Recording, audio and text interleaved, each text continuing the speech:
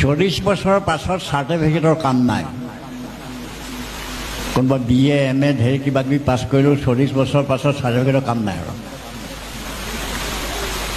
50 বছৰৰ পাছত সৌন্দৰ্যৰ কাম নাই। 50 বছৰৰ পাছত চেহেৰাটো বেয়া হৈ যায় নহয় আৰু।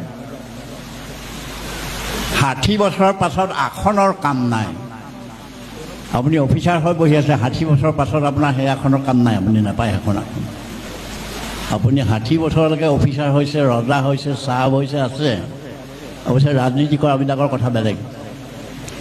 60 বছৰ পাছত যেতিয়া আপুনি ৰিটায়াৰ হ'ব, সেইখন আসনৰ মূল্য নাই আৰু আপোনাৰ কাৰণে নহয় এখন। 70 বছৰৰ পাছত টকা পইচাৰ কাম নাই। আপোনাৰ ঢেৰ টকা আছে, ঢেৰ কাম কৰিবলৈ মন আছে, কিন্তু আপোনাৰ শক্তিয়ে নোকোলায় 70 বছৰৰ পাছত।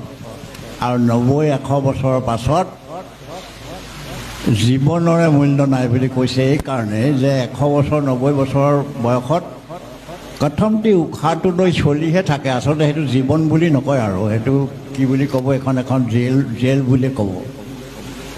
এই যে হতাশজনক যিবোৰ কথা, তাৰ মাজতে আপোনাৰ লক্ষীনাথ বেজবৰাই কিন্তু বৰ আশাব্যঞ্জক এষাৰ কথা ক'লে। আমাৰ অনিল শইকীয়াই জানিব সেইটো।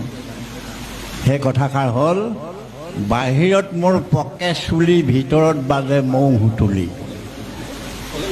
বাহিৰত